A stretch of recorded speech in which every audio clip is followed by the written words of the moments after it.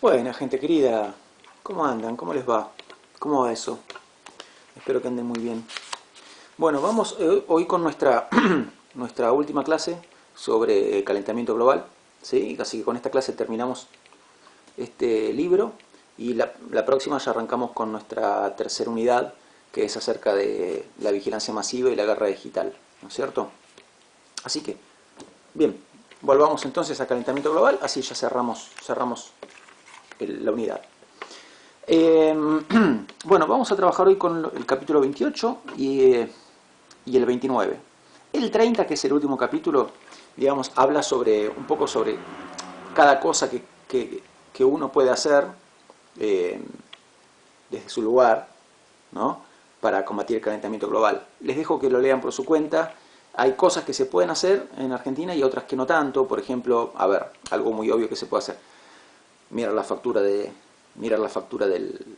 la luz, ¿no? Y para ver si uno no está consumiendo en exceso, apagar los aparatos que uno no está usando, en lo posible instalar un, un tanque de agua que se caliente con luz solar. Bueno, esas cosas se pueden hacer. Paneles fotovoltaicos, bueno, eso ya es más caro. Es más, como siempre, es más cara, digamos, es caro como inversión. Después esa inversión se va amortizando y termina siendo más barato y obviamente mucho más ecológico que pagar la boleta de la luz. Y lo mismo con el gas para calentar el agua, ¿no? Si uno usa en cambio eh, luz calentada en el techo, ¿no? Bien.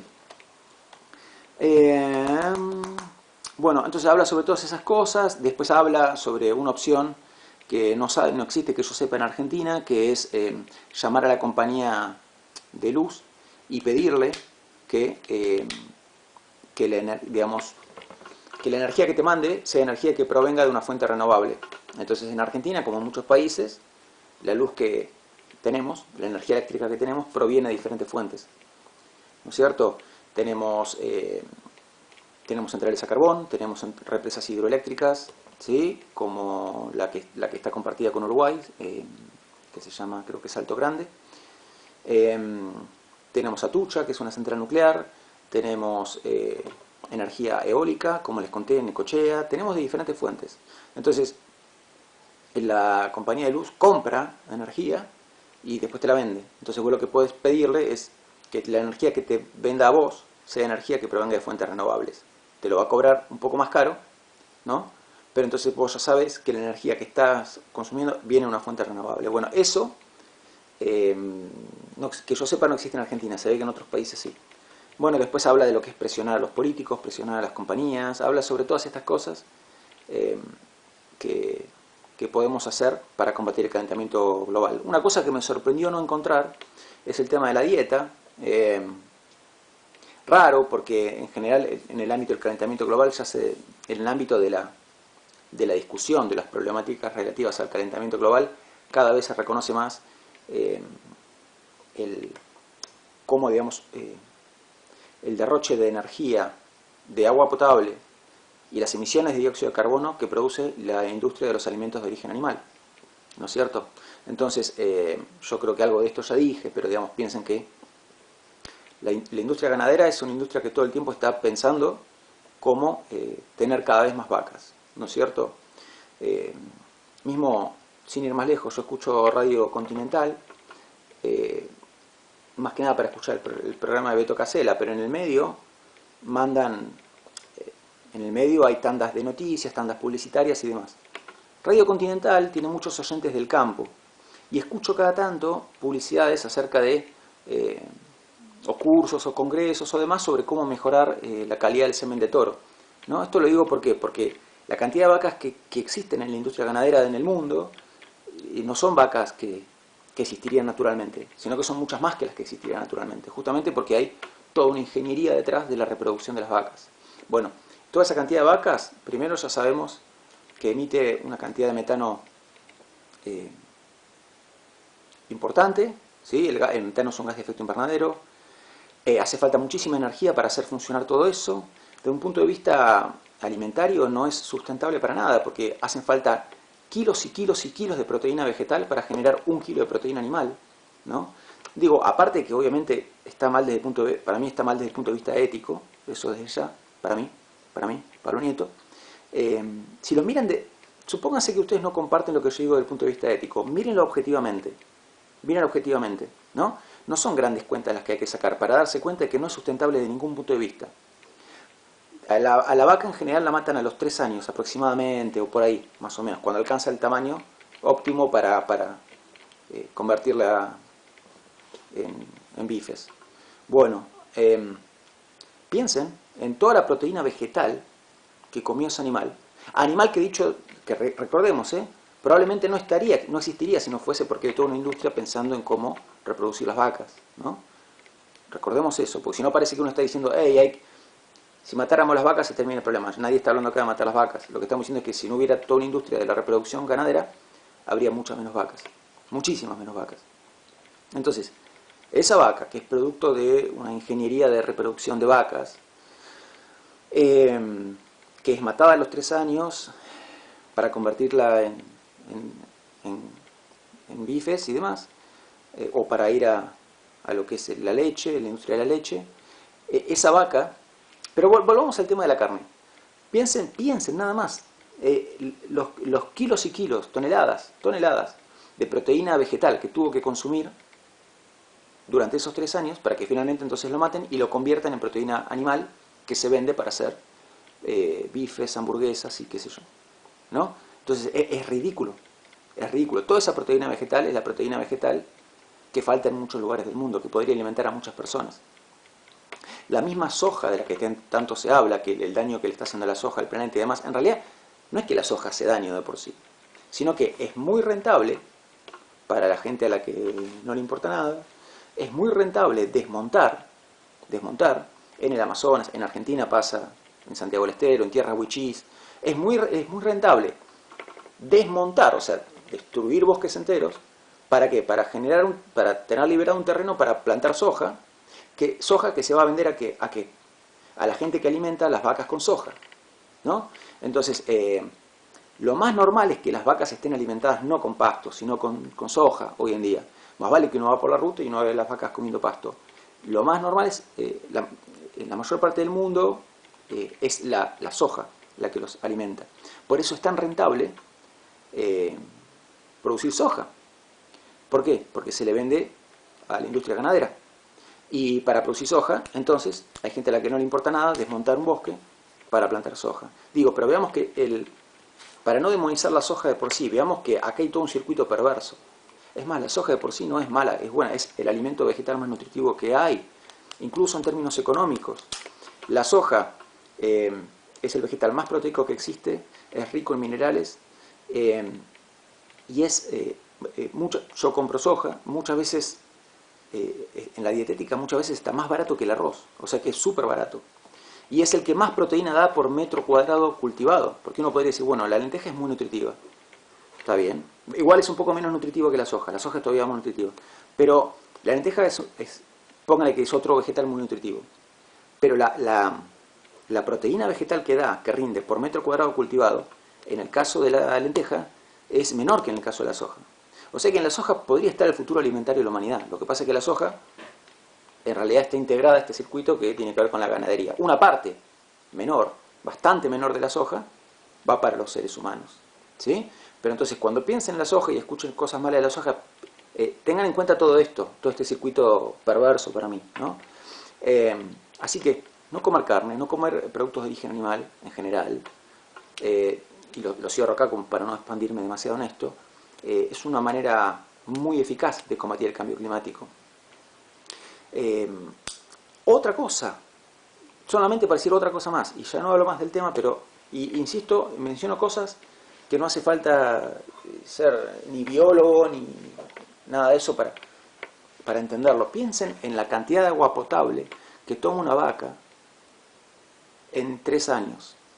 Tanto que se habla de que el agua falta en el mundo, de que en Argentina somos privilegiados y tendríamos que cuidarla más, ¿no? En Argentina, los que vivimos en la cuenca del Río de la Plata, que somos privilegiados y no tenemos conciencia del valor del agua, que es verdad, se desperdicia mucha agua, porque nosotros como vivimos en la cuenca del Río de la Plata, tenemos agua dulce en abundancia. Ustedes se van tan solo a a la pampa y el agua ya la cuidan mucho más, porque está, decía, se van tan solo a la pampa y van a ver que la gente no puede tomar el agua de la canilla porque tiene arsénico, en Santa Rosa por lo menos, y en Toay, no la pueden tomar el agua de la canilla porque tiene arsénico, tienen que tomar agua de dispenser, y incluso esa agua que tiene arsénico, que sí la usan para ducharse, la cuidan un montón, bueno, etcétera. Entonces, cada vez que decimos, hey, tenemos que cuidar más el agua, tenemos que tomar conciencia, etcétera, ¿no? Desde todo punto de vista, el primer paso para cuidar el agua tendría que ser no consumir productos de origen animal, especialmente no consumir productos vacunos. La vaca es un animal que toma muchísima agua, repito, y en 3 años, yo no recuerdo bien, una vez, usando información que recabé de diferentes lugares, una vez yo había sacado la cuenta, creo que la cuenta me daba unos 700.000 litros que consume una vaca en 3 años, 700.000 litros de agua potable, pero es una cuenta, creo que era una cuenta que yo había sacado, no estoy asegurando para nada que esto sea el dato exacto, pero de todas maneras, la vaca toma muchísima agua, por un montón de razones, como su aparato digestivo, por el tamaño que tiene. Piensen en literalmente, los cientos de toneladas de agua dulce que se ahorran dejando de consumir productos de origen vacuno. Nada más. Van a ahorrar, pero es increíble lo que van a ahorrar, ¿no? Entonces, está bien, digamos, que pensar en, bueno, lavemos los platos sin dejar correr el agua, o cuando nos cepillamos los dientes cortemos el agua, y esto está perfecto. Pero si realmente vamos a hablar del tema, empecemos por hacernos cargo de esto otro, ¿no es cierto? Entonces, solamente pensando en la ecología y en el hambre del mundo, no deberíamos consumir productos de origen animal, porque podrían alimentar a un montón de personas, porque están produciendo desmontes y porque producen calentamiento global y derrochan agua dulce. Entonces, bueno, y podríamos seguir. Ok. Bueno, y de todas esas cosas, el capítulo 30 decía, habla sobre todas las cosas que uno puede hacer, pero bueno, yo dije esto porque me llamó la atención que no apareciera en el capítulo 30. ¿Sí? Si ustedes se meten en sitios de calentamiento global, sitios que hablen de calentamiento global, no sitios veganos, sino sitios que hablen de calentamiento global, van a ver que en algún momento aparece el tema de la alimentación. Me llamó mucho la atención que no haya aparecido acá. Nada más. Y como no aparece, entonces me preferí, dije, bueno, lo explico yo, ¿sí? Que es lo que acabo de hacer. Y ni siquiera les pido que me crean, sino que averigüen por ustedes mismos y ustedes mismas. ¿Sí? Averigüen, lean, infórmense. Y ahí van a ver que es verdad lo que les estoy diciendo. ¿Sí? Bueno. Vamos al capítulo 28. El capítulo 28 se titula Energía nuclear, así como entre signos de interrogación. Bueno, claro, ¿por qué está entre signos de interrogación? Porque ya sabemos que la energía nuclear es bastante controversial. Yo mismo, sin ir más lejos, si a mí me preguntaban 20 años atrás, ni siquiera 15 años atrás, hubieran encontrado en mí un acérrimo opositor a la energía nuclear. Y no es que hoy en día esté a favor, lo que pasa es que hoy en día me di cuenta de que hay un dilema, los seres humanos tenemos un dilema, los seres humanos del siglo XXI tenemos un dilema con el tema de la energía nuclear, ¿no? ¿Qué es un dilema? ¿Qué se llama habitualmente dilema cuando estamos hablando de cuestiones éticas? Se suele decir que un dilema uno está en un dilema cuando uno tiene que tomar una decisión, hay 2 posibilidades, o a veces más, y todas esas posibilidades generan consecuencias que son éticamente indeseables. Pero uno está obligado a tomar alguna de esas decisiones, ¿no? Bueno, eso es un dilema. Y en el caso de la energía nuclear hay un dilema. ¿Por qué? Porque si uno dice, ok, nos oponemos acérrimamente a la energía nuclear, ¿no es cierto? Estamos tachando de plano la posibilidad de utilizar una fuente de energía potente, constante, fiable, y que no emite absolutamente nada de dióxido de carbono a la atmósfera. Esa sería una opción, ¿no? Si tomamos esa opción, ahí tenemos la consecuencia negativa. Si tomamos la otra opción, que es usar la energía nuclear, bueno, ¿cuál es el problema de la energía nuclear? Tiene algunos problemas, que más vale que ya los conocen algunos de ellos seguramente. Entonces, bueno, vamos a hablar de esos problemas que tiene la energía nuclear. El autor menciona tres, ¿no? Uno, que es el más obvio, que es en el que todos pensamos, es en la seguridad. La seguridad de usar energía nuclear. Tenemos el antecedente más trágico en la historia de la humanidad, que es la explosión del reactor de Chernobyl, ¿sí? Si quieren informarse sobre el tema, aparte de poder leer, hay una serie muy buena de HBO que se llama justamente Chernobyl. Es un poquito difícil de conseguir porque es de HBO, entonces no está en Netflix y demás.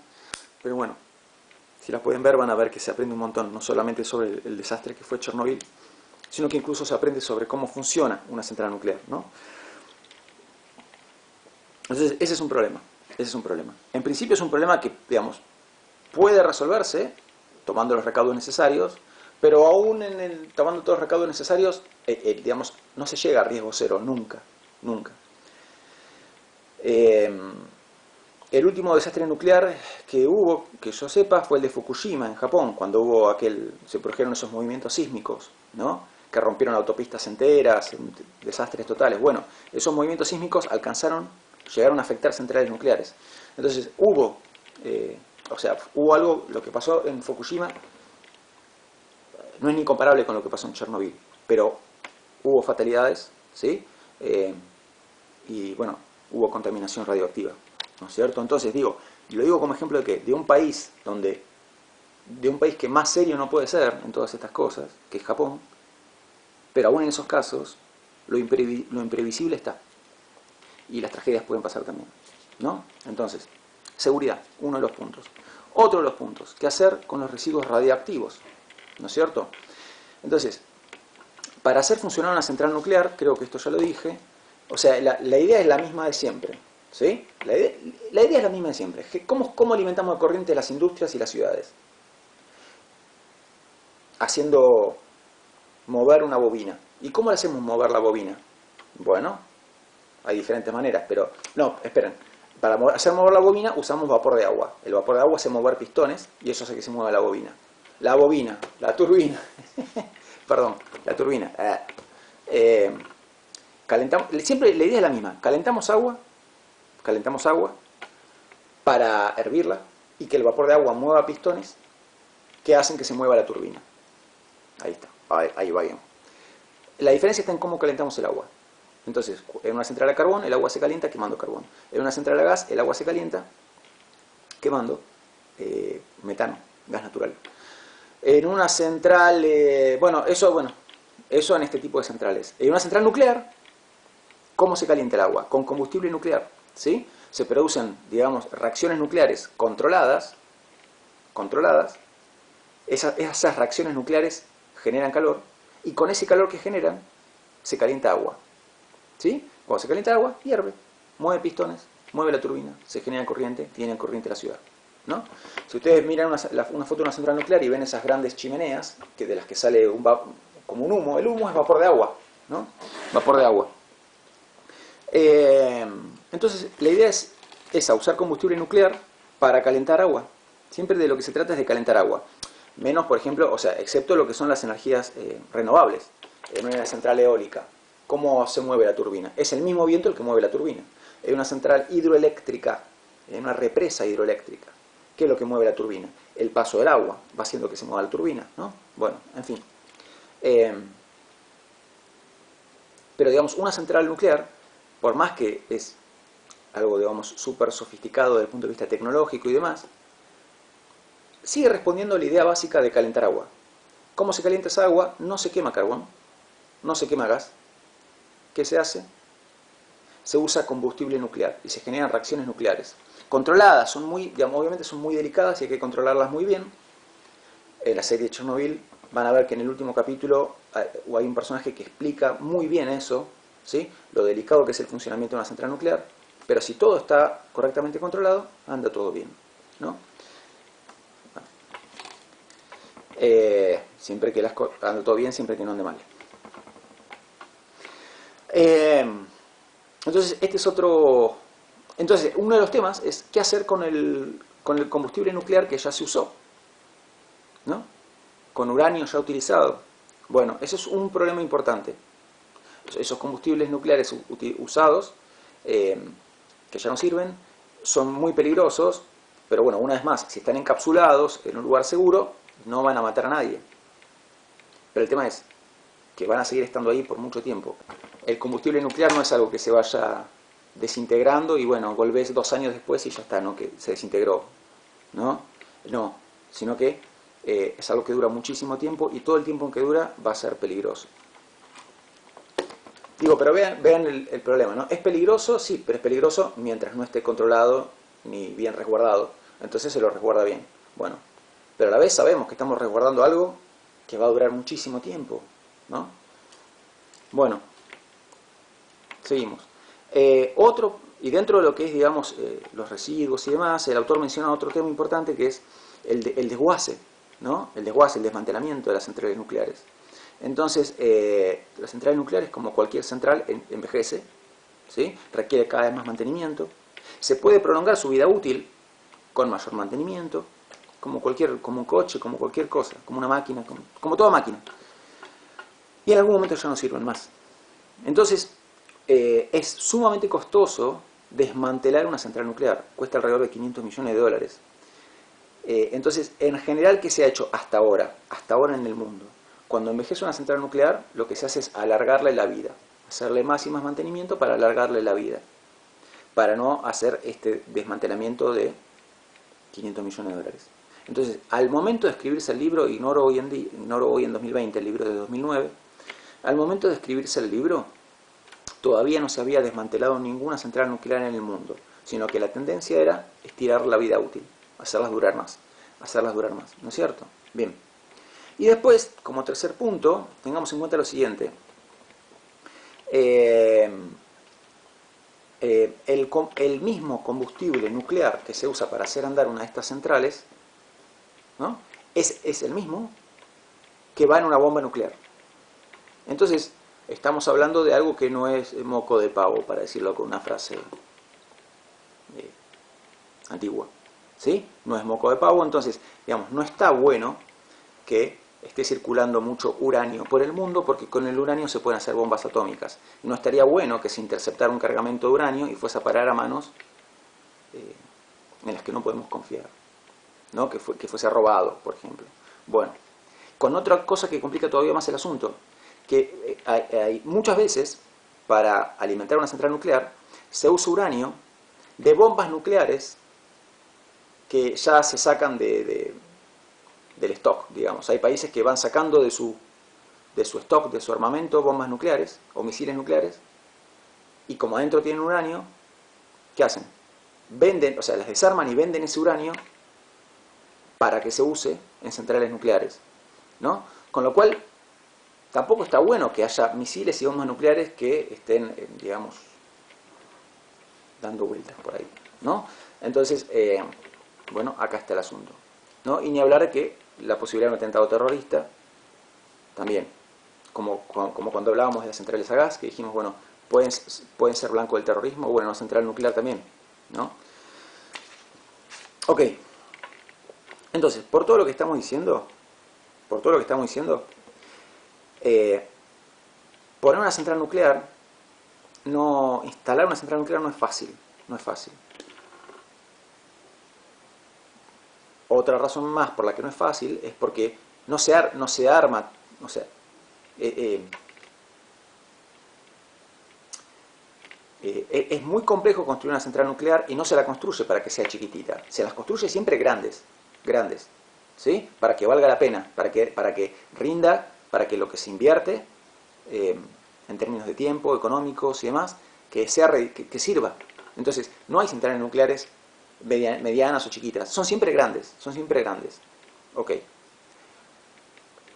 Por esa razón y por toda la peligrosidad que entraña una central nuclear, no es algo que se haga todos los meses, poner una central nuclear. Entonces, fíjense que el autor menciona que solamente para que se autorice la construcción de una central nuclear se tarda 10 años. ¿Sí? Se presenta el proyecto, se evalúa, hay comités internacionales que vigilan todas estas cosas. Entonces, solamente 10 años, solamente para que se autorice se requieren 10 años.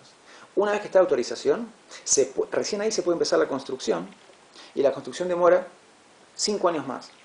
O sea que desde el momento en que se arma el proyecto hasta que finalmente se puede empezar a generar energía nuclear, pasan 15 años. Y ahí se pone y ahí terminamos de construirla, se pone a generar energía y empieza a ser redituable. Entonces, a esos 15 años hay que agregarles el tiempo necesario para que la inversión económica que se hizo empiece a redituar económicamente. Digo, la gente, hay inversores detrás de esto, y esos inversores, todo inversor lo que quiere es multiplicar su plata. Entonces, no es tan fácil tampoco atraer inversores a esto. Es mucho más fácil atraer inversores para poner plantas a carbón, centrales a carbón. Para atraer inversores para esto no es fácil, porque es una inversión muy a largo plazo, ¿sí? Entonces, no es tampoco tan fácil conseguir inversores. Bueno, por todo lo que estamos diciendo, aproximadamente en el mundo solo el 18% de la energía proviene de centrales nucleares. Esto obviamente varía de país en país, ¿sí? Hay países que usan más la energía nuclear, bastante la energía nuclear, como puede ser Francia. Hay países que más o menos y hay países que no la usan, depende del caso. Bueno, pero entonces, la gran razón que hay para poner centrales nucleares, y volvemos al dilema, es que si todo funciona bien, tenemos una fuente de energía potente y fiable, porque aparte una central nuclear genera mucha corriente, una central potente y fiable que no emite nada de dióxido de carbono, no genera nada de calentamiento global. Siempre y cuando todo marche bien, y por eso todas las cosas que aclaré, ¿no es cierto?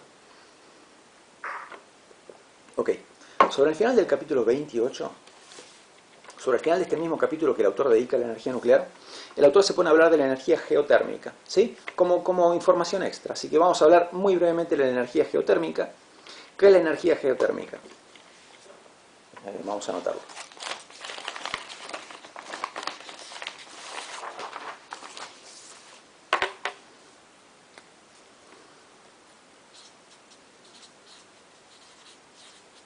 Energía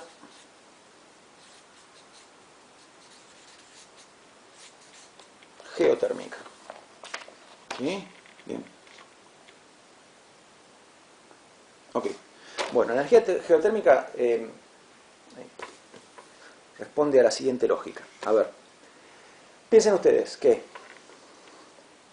el planeta Tierra tiene un núcleo líquido que está a altísima temperatura. ¿Sí? La corteza terrestre es sólida y está a mucho menos temperatura. Entonces, corteza relativamente fría, sólida, núcleo líquido, muy, muy caliente. ¿No es cierto? ¿Qué tenemos en el medio, por lo tanto? Hay estratos del suelo, ¿no es cierto?, donde hay rocas todavía, o sea, material todavía sólido, ¿no?, que no es líquido, que está a mucha temperatura, pero tampoco tanta temperatura como el núcleo de la Tierra. Entonces, digamos, me encantaría ser geólogo para explicar mejor esto. Pero tenemos, repito, la corteza sólida y relativamente fría, el núcleo líquido y muy caliente. En algún lugar del medio, por ahí, hay capas del suelo donde la roca está muy caliente, 200 y pico de grados, no tan caliente como en el núcleo, pero es bastante caliente y es roca sólida. Entonces, la lógica de la energía geotérmica estaría en lo siguiente. Pensemos por 15ª vez. ¿Qué necesitamos para alimentar de corriente la industria y la ciudad? Mover una turbina. Bueno, la energía geotérmica lo que hace es calentar agua para hervirla, para mover los pistones, para mover la turbina. Pero ¿cómo calienta el agua la energía geotérmica? ¿En qué consiste? Consiste en mandar agua, ¿sí?, hacia la profundidad, hacia esos lugares donde la roca está a 200 y pico de grados, hacer que el agua se caliente en esa roca y después hacer que suba de vuelta y recuperarla en la superficie. Entonces, ¿qué recibís en la superficie? Agua que ya está hirviendo y que va directo para, digamos, como para la caldera y hacer mover los pistones. Y mantenés esa agua circulando. Entonces tenés un flujo de agua recontra caliente todo el tiempo. ¿Cómo se calienta? Con la temperatura de las rocas que están abajo del suelo. Esta es la lógica, que en principio está buenísima, pero en la práctica es más difícil de lo que parece, ¿no? Una de las principales razones es que el agua que se manda para abajo suele perderse, se diluye en la roca y no la recuperas nunca más. Entonces, es una forma de energía que, si se desarrollara, tiene mucho futuro, pero está en investigación. está en investigación, está en desarrollo, está en desarrollo. Existen centrales geotérmicas, pero son muy poquitas y no está apenitas desarrollada este tipo de tecnología, ¿no es cierto? Pero bueno, no hay que dejar de mencionarlo porque no tiene emisiones de dióxido de carbono, ¿sí? Porque el agua no se la calienta ni quemando carbón ni quemando gas, sino ni quemando petróleo, sino con el calor de las mismas rocas. Bueno, vamos a hablar del capítulo 29.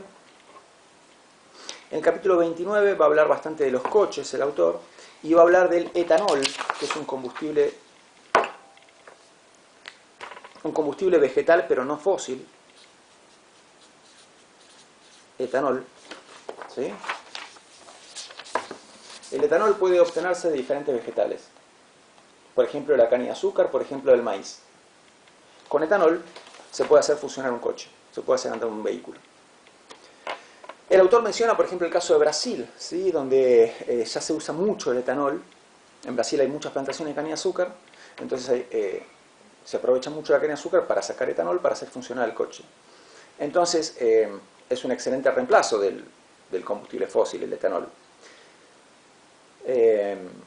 Ahora, el problema está es que no, primero que el etanol no se lo usa tanto, y segundo, que no en todos los casos funciona tan bien como en Brasil, porque menciona el caso de Estados Unidos, donde como en Estados Unidos hay muchas plantaciones de maíz, el etanol se saca del maíz. Y al sacarse del maíz, termina no siendo tan ecológico usar etanol. ¿Por qué? Porque, al contrario de la caña de azúcar, ¿sí? Las plantaciones de maíz requieren de un despliegue mucho más importante de la maquinaria que hay, en términos de la maquinaria que hay que usar, el transporte del maíz, todo. O sea, el maíz como cultivo termina implicando la necesidad de quemar combustible fósil para todas estas cosas que estoy diciendo, para la maquinaria, para el transporte, etc. Y al final se quema tanto combustible fósil en producir maíz, que después va para generar etanol, que es poco lo que se reducen las emisiones al usar etanol en Estados Unidos. Las emisiones se reducen poco, ¿por qué? Porque el etanol lo derivan del maíz, y el maíz, los cultivos de maíz requieren la quema de mucho combustible fósil. Entonces no es mucho lo que se gana, ¿no es cierto? Es otra cosa que está en vía de desarrollo, que requiere ser más investigado, ¿sí? Bien. Pero esto como dato. El autor nos menciona que en el panorama más optimista posible con el etanol, si todos los vehículos que usan combustible fósil usaran etanol, que estaría bueno, obviamente, estaría excelente, igualmente habría otro problema, que es que el 20% de la superficie cultivable del planeta iría para transporte, ¿no? Entonces, es mucho la superficie cultivable que habría que usar. Pero bueno, está. Digo, siempre que hablamos de una vía posible, mostramos al mismo tiempo cuáles son las dificultades que traería, ¿no? Ok. Y después, el autor se pone a hablar de cosas que están haciendo la industria, las compañías automotrices en este momento. Ford, por ejemplo, se está enfocando en ver cómo hacer para que los coches funcionen a hidrógeno. Y compañías como Toyota, y ahora vamos a hablar bastante de Toyota, ¿sí? Compañías como Toyota y Honda, pero repito, vamos a hablar de Toyota, se están enfocando en los híbridos, ¿no? Toyota. Yo estudié japonés 3 meses y aprendí que se dice Toyota, así que digo, como lo aclaramos. Pero bueno, vamos a ser criollos en la clase y le vamos a decir Toyota, aunque se dice Toyota. Bueno, entonces, Toyota. Toyota desarrolló un coche que ya existe, ¿sí? No es un proyecto, es una realidad, que es el Prius, ¿sí? Yo nunca vi un Prius, pero bueno, existe ya. El Toyota Prius. Bien, el Toyota Prius es un coche híbrido, no es el único híbrido, digamos, hay más híbridos, pero el autor, Flannery, toma el Toyota Prius como ejemplo para mostrar lo bien que anda un coche híbrido, ¿no? En términos de eficiencia y de ecología. A ver, primero, el Prius, o sea, ¿qué quiere decir híbrido? Quiere decir que funciona, funciona en base a dos cosas, en base al combustible común, ¿sí? Y en base a la electricidad, ¿sí? Híbrido no es, en este caso, híbrido no es de de que funciona con combustible común y con combustible como etanol, sino que híbrido viene a que funciona con combustible común y con corriente. ¿Sí? Entonces, datos sobre el Toyota Prius, para que vean. Tiro primero el dato general y después empezamos a entender por qué. El Toyota Prius consume apenas el 30% de combustible que una 4x4 común. ¿Sí? Y igual no es una 4x4 el Prius, es un coche sedán. Es un coche sedán. Pero consume el 30% que lo que consume una 4x4 común. El Prius es un coche sedán híbrido, que consume el 30% que una 4x4 común. Y al consumir el 30%, genera apenas el 30% de emisiones. ¿Sí? Entonces, una 4x4 común consume más que el triple que un Toyota Prius y emite más que el triple de dióxido de carbono que un Toyota Prius. ¿Cómo lo logra el Toyota Prius? Bueno, por ejemplo, una de las razones, tiene un motor de poca cilindrada, ¿sí? 1500 centímetros cúbicos. Entonces, digamos, la cilindrada lo que nos da es de cuánto es el espacio interno, ¿no?, de los cilindros, donde se produce la explosión y están los pistones. Mientras mayor sea la cilindrada, o sea, más grandes son los cilindros, el espacio interno, la explosión que se genera para mover los pistones es una explosión más grande. Si el cilindro es más grande, la explosión que mueve el pistón va a ser una explosión más grande. Entonces, y lo mismo, no solo mientras más grande sea el cilindro, sino mientras más cilindros haya, ¿no? Por eso una V8 que tiene 8 cilindros consume un montón. Bueno, como un F100 quiero decir, por ejemplo, ¿no? Bueno, pero volvamos al Prius. Tiene muy poca cilindrada, es un motor de 1500 centímetros cúbicos. Pero aparte, y acá viene lo interesante del Prius,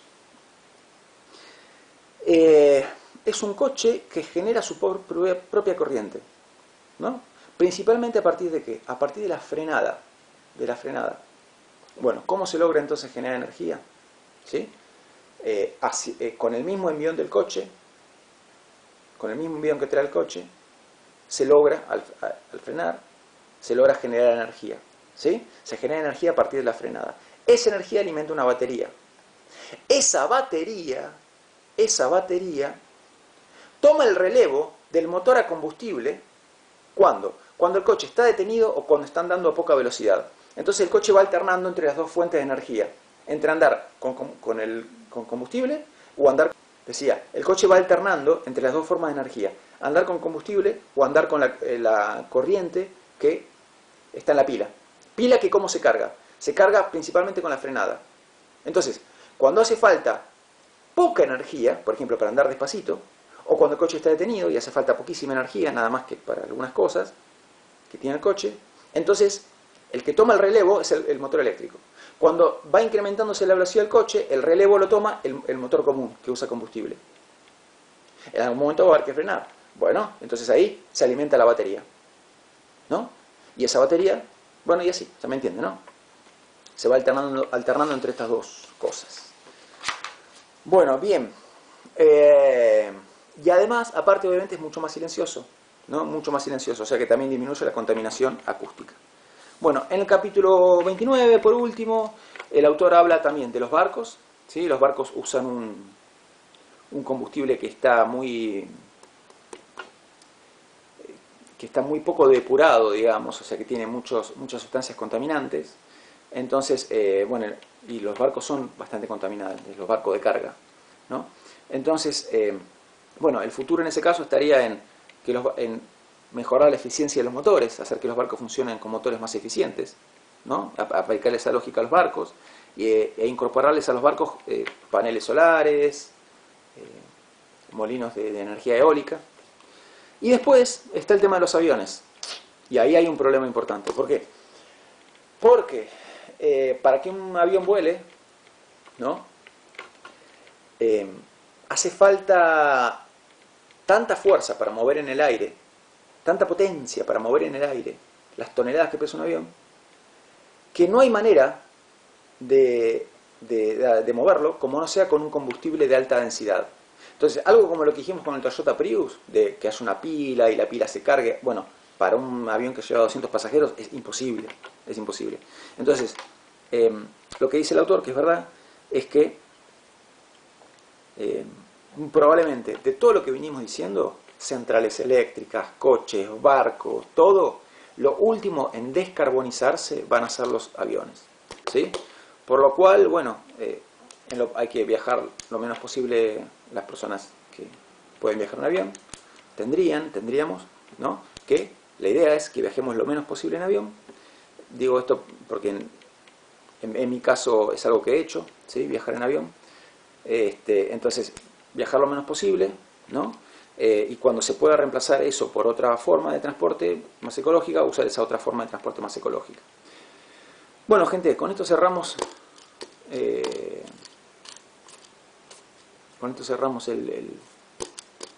la unidad sobre calentamiento global. Y la vez que viene hacemos otra vez un brutal cambio de tema, ¿sí? Arrancamos la materia hablando sobre posmodernidad y luego empezamos a hablar de las capas de la atmósfera y del carbono y etcétera. Y la vez que viene vamos a hacer otro cambio de tema brutal. Vamos a empezar hablando de las computadoras y el software y el hardware y cómo funciona Internet y todas esas cosas que para mí son apasionantes también, y que tienen que ver con el mundo actual y que tienen que ver con nuestras vidas, ¿no es cierto? Así que bueno, cuídense mucho, ojalá les haya gustado esta clase y esta unidad. Nos vemos en el próximo video. Un abrazo grande, chao.